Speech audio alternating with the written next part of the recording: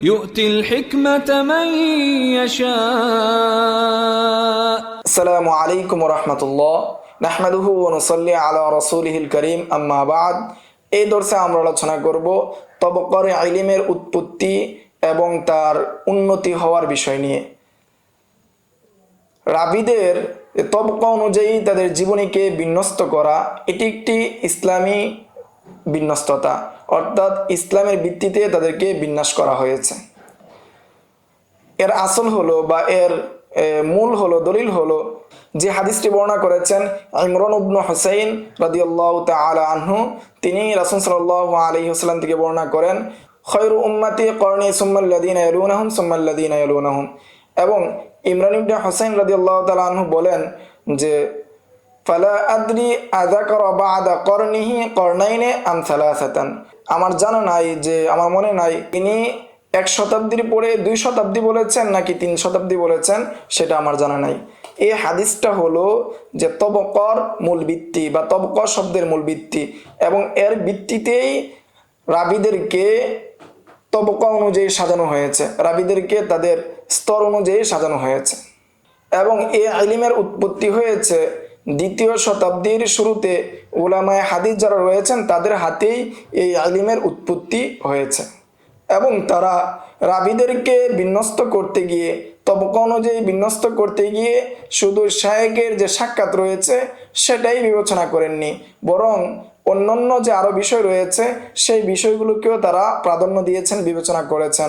শুধু এটার উপর বিবেচনা করেননি যারা এক প্রজন্মের পর আরেক প্রজন্ম, বা তারা এই শতাব্দীর তারা ওই শতাব্দীর, এই হিসাবটাই তারা কি করেননি, নির্দিষ্ট করেননি। এটার উপরই তারা সীমাবদ্ধ ছিলেন না, বরং অন্যান্য বিষয়গুলোকেও উল্লেখ করেছেন। 1 নম্বর, বাহশার ওয়াসিতি, ওনার ওফাত 292 হিজরিতে। তিনি তারিখে ওয়াসিতের মধ্যে এই তবকাগুলোকে ভাগ করেছেন। 2 নম্বরে ভাগ করেছেন আবু হাতিম ইবনে হিব্বান আল বুস্তি, ওনার ওফাত 354 হিজরিতে। তিনি তার কিতাব আস-সিকাত এবং মাশাহির উলামাইল আনসার কিতাবের মধ্যে তবকা অনুযায়ী রাবিদেরকে সুবিন্যস্ত করেছেন। 3 নম্বরে ভাগ করেছেন আবু আবদুল্লাহ আল হাকিম, ওনার ওফাত 405 হিজরিতে। তিনি তারিখে নাইসাবুরের মধ্যে রাবিদেরকে তবকা অনুযায়ী সাজিয়েছেন। তিনি তবকা অনুযায়ী সাজাতে গিয়ে প্রথমে তবকা হিসেবে নিয়ে এসেছেন সাহাবায়ে কেরামকে, তারপর তাবিঈনদেরকে, এরপর আতবাউত তাবিঈনদেরকে, এরপরে তবউল আতবা এর স্তরকে বা রাবিদেরকে তিনি এই অনুযায়ী তিনি সুবিন্যস্ত করেছেন। এবং এর পরবর্তীতে আরও সূক্ষ্ম স্রোতে, সূক্ষ্মভাবে রাবিদেরকে স্তর অনুযায়ী সাজিয়েছেন। যেমন 1 নম্বরে মুহাম্মদ ইবনে সাদ আজ-জুহরি, ওনার ওফাত 230 হিজরিতে। তিনি তার আত-তাবাকাতুল কুবরা কিতাবের মধ্যে অনুরূপভাবে সাজিয়েছেন। 2 নম্বরে খলিফা ইবনে খাইয়াত আল আসফুরি, ওনার ওফাত 240 হিজরিতে। তিনি তার তবকা কিতাবের মধ্যে সাজিয়েছেন। 3 নম্বরে আবু আবদুল্লাহ আল হাকিম, তার কিতাব মারিফাতু উলুমিল হাদিস কিতাবের মধ্যে তবকা অনুযায়ী সাজিয়েছেন। এবং তারা এই তবকাগুলোকে শুধু শায়েখদের যে সাক্ষাৎ, অমুক অমুকের শাগরেদ এই বা অমুক অমুকের সাথে সাক্ষাৎ হয়েছে ওই অনুযায়ী রাখেন নাই বা ওই অনুযায়ী বিন্যস্ত করেন নাই, বরং অন্যান্য আরও সূক্ষ্ম যে সুরত রয়েছে সেই সুরতের দিকে বিবেচনা করে তারা সাজিয়েছেন। যেমন তাবিঈনদের মধ্যে যারা কিবারে সাহাবায়ে কেরামদের সাথে সাক্ষাৎ করেছেন তাদেরকে এক তবকায় রেখেছেন, এবং যারা কিবারে সাহাবায়ে কেরামদের পরের যারা ছিলেন তাদের সাথে সাক্ষাৎ হয়েছে যাদের, তাদেরকে এক তবকায় রেখেছেন। এরপর যারা সিগারে সাহাবায়ে কেরামদের সাথে সাক্ষাৎ করেছেন তাদেরকে অন্য, অর্থাৎ 3য় তবকায় রেখেছেন।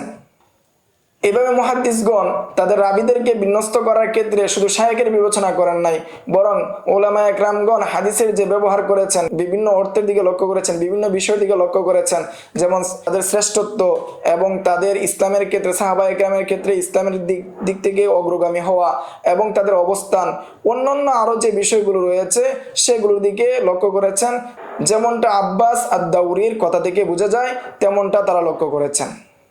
এই সমস্ত তাকসিমাতগুলো, এই সমস্ত প্রকারগুলো লিসানে আরবের মধ্যে যে তবকা যে অর্থে নেওয়া হয়েছে সেই অর্থকে পরিপূর্ণভাবে অন্তর্ভুক্ত করে, যেমনটা ইশারা পাওয়া যায় এই তবকার যে তারিফ বা তবকার যে সংজ্ঞা রয়েছে সেই সংজ্ঞার মধ্যে।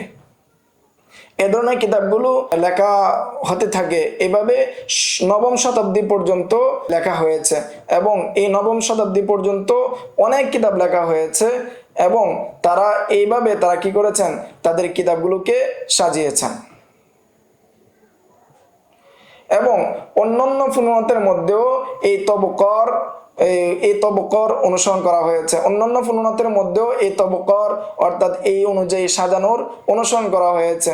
যেমন তবকাতুল কুররা এই কিতাব লিখেছেন খলিফা ইবনে খাইয়াত, ওনার ওফাত 240 হিজরিতে। এমনিভাবে লেখা হয়েছে তবকাতুল ফুকাহা, এই কিতাবের লেখক আবু ইসহাক আশ-শিরাজি, ওনার ওফাত 476 হিজরিতে। অনুরূপভাবে লেখা হয়েছে তবকাতুস সুফিয়া, এই কিতাবের লেখক আবু আব্দুর রহমান আসসালামি, ওনার ওফাত 412 হিজরিতে। অনুরূপভাবে লেখা হয়েছে তবকাতু ফুহুলিশ শুআরা, এই কিতাবের লেখক মুহাম্মদ সালাম আল জামহি, ওনার ওফাত 232 হিজরিতে। অনুরূপভাবে লেখা হয়েছে তবকাতুন নাহউইয়িন, এই কিতাবের লেখক আবু বকর আজ-জুবাইদি, ওনার ওফাত 379 হিজরিতে। এভাবে অন্যান্য বিষয়ে কিতাবগুলো লেখা হয়েছে। এই ছিল তবকরে আলিমের উৎপত্তি নিয়ে সংক্ষিপ্ত আলোচনা। সামনের দর্শে আমরা তবকা জানার মাধ্যমে কি কি ফায়দা হয় সেই বিষয়ে আমরা বিস্তারিত জানবো ইনশাআল্লাহ। আসসালামু আলাইকুম ওয়া রাহমাতুল্লাহ। ومن يؤت الحكمة فقد أوتي خيرا كثيرا وما يذكر إلا أولو الألباب